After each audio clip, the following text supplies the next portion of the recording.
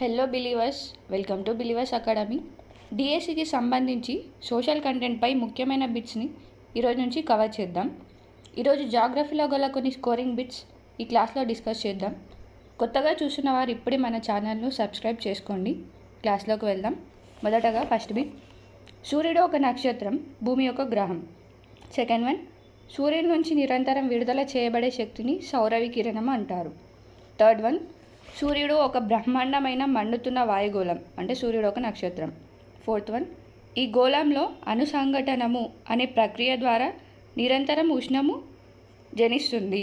Fifth one, సూర్యునికి భూమికి మధ్య గల సగటు దూరం సుమారు 149.5 మిలియన్ కిలోమీటర్లు. సిక్స్త్ వన్, సూర్యుడు విడుదల చేస్తున్న శక్తిలో దాదాపు కొంచెం శక్తిని 2000 మిలియన్లలో 1/1 మాత్రమే గ్రహించగలుగుతుంది. సెవెంత్ వన్, భూమి వైపునకు నిరంతరం ప్రసరించే శక్తిని సూర్యపుటం అంటారు. ఎయిత్ వన్, సగటున భూమి ఒక చదరపు సెంటీమీటర్ ఉపరితల విస్తీర్ణమునకు నిమిషానికి 2 కేలరీల శక్తికి సమానమైన సూర్యపుటాన్ని గ్రహిస్తుంది. దీన్నే సౌర స్థిరాంకం అంటారు. నైన్త్ది, భూమి గ్రహిస్తున్న శక్తిలో పరావర్తనం చేయబడుతున్న శక్తి శాతాన్నే ఆల్బిడో అంటారు. 10th వన్, భూమి యొక్క ఆల్బిడో 30%. సూర్యునికి మధ్య గల ఎక్కువ దూరం 152 మిలియన్ కిలోమీటర్లు. ఇది జూలై 4వ తేదీన సంభవిస్తుంది. దీనినే అపహేలి అంటారు. 12th వన్, భూమికి సూర్యునికి మధ్య గల తక్కువ దూరాన్ని పరహేలి అంటారు. వీటి మధ్య దూరం ఈ సమయంలో 147 మిలియన్ కిలోమీటర్లు ఉంటుంది. ఇది జనవరి 3వ తేదీన సంభవిస్తుంది. 13th వన్, భూమి సూర్యపుటం ద్వారా తాను గ్రహిస్తున్న శక్తిని అంతటిని దీర్ఘతరంగాలుగా విశ్వాంతరంలోనికి తిరిగి పంపుతున్నది. ఈ ప్రక్రియనే భూవికిరణము అంటారు.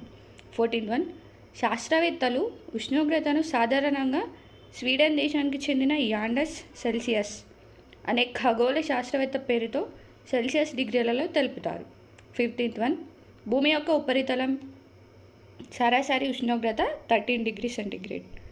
16th వన్, ఎడారుల నుంచి వీచే ఉష్ణ పవనాలు ఫాన్ మరియు చినూక్.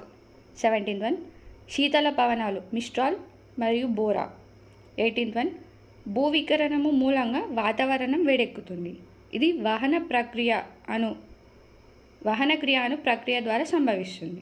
19th వన్, అయన రేఖల వద్ద గల ఉష్ణోగ్రత కంటే భూమధ్య రేఖ వద్ద గల ఉష్ణోగ్రత తక్కువ. 20th, ఎత్తుకు పోయే కొలది ఉష్ణోగ్రత తగ్గుతుంది. సగటున ప్రతి 1000 కిలోమీటర్ల ఎత్తునకు పోయే కొలది 6 డిగ్రీ సెంటీగ్రేడ్ ఉష్ణోగ్రత తగ్గుతుంది. దీనినే సాధారణ క్షీణత క్రమము అంటారు. ప్రతి 1000 మీటర్ల ఎత్తునకు పోయే కొలది 6 సెంటీగ్రేడ్ల ఉష్ణోగ్రత తగ్గుతుంది. 21, ప్రపంచంలో ఉష్ణోగ్రత యొక్క క్షితిజ సమాంతర విస్తరణను సమోష్ణోగ్రత రేఖల సాయంతో గుర్తించవచ్చు.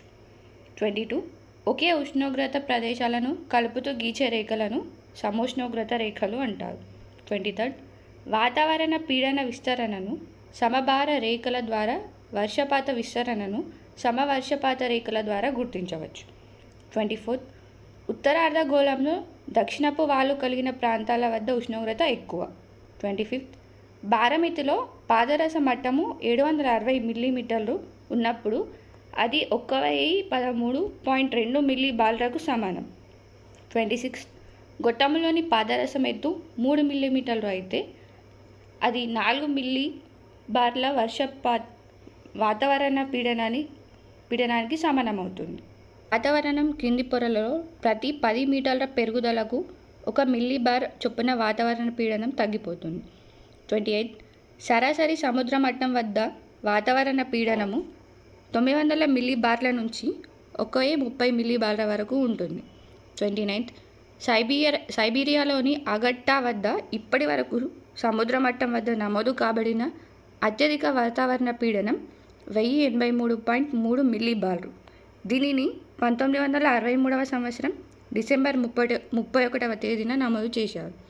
30, మరియానా ద్వీపాలకు పశ్చిమం వైపు టిప్ అనే పేరు గల తుఫాను కేంద్రంలో 870 మిల్లీ బార్లు సముద్ర మట్టం వద్ద నమోదు కాబడిన అత్యల్ప వాతావరణ పీడనం. దీనిని 1979వ సంవత్సరంలో అక్టోబర్ 12న నమోదు చేశారు. ఓకే, గాలి కంటే నీటి ఆవిరి బరువుగా ఉంటుంది. 32, భూమి ఉపరితలంపై క్షితిజ సమాంతరంగా పయనించే గాలిని పవనము అంటారు. మరియు భూమి ఉపరితలంపై నిటారుగా కదిలే గాలిని గాలి ప్రవాహం అని అంటారు. 33 భూభ్రమణము వల్ల ఉత్పత్తి అగు శక్తిని కొరియాలసిస్ ఎఫెక్ట్ అంటారు. 34 భూమి ఉపరితలంపై గల రెండు ప్రదేశాల వాతావరణ పీడనంలో గల భేదము పెరిగే కొద్దీ ఆ ప్రదేశాల మధ్య వీచే పవనం యొక్క వేగం పెరుగుతుంది. ఈ భేదాన్ని పీడన ప్రవణత అంటారు. 35 సంవత్సరం పొడవునా ఒకే దిశలో నిరంతరం వీచే పవనాలు ప్రపంచ పవనాలు. 36 బారమితి సహాయంతో వాతావరణ పీడనం కొలుస్తాము. 37 వాతావరణంలో గల నీటి ఆవిరి పరిమాణాన్ని వాతావరణ ఆర్ద్రత అంటారు. 38 వాతావరణం భూమి ఉపరితలం నుంచి నీటి ఆవిరిని గ్రహించి దానిని తిరిగి ద్రవ రూపంలో కానీ లేదా మంచు రూపంలో కానీ భూమి ఉపరితలంపై విడుదల చేస్తుంది. ఈ ప్రక్రియనే జలచక్రము అంటారు.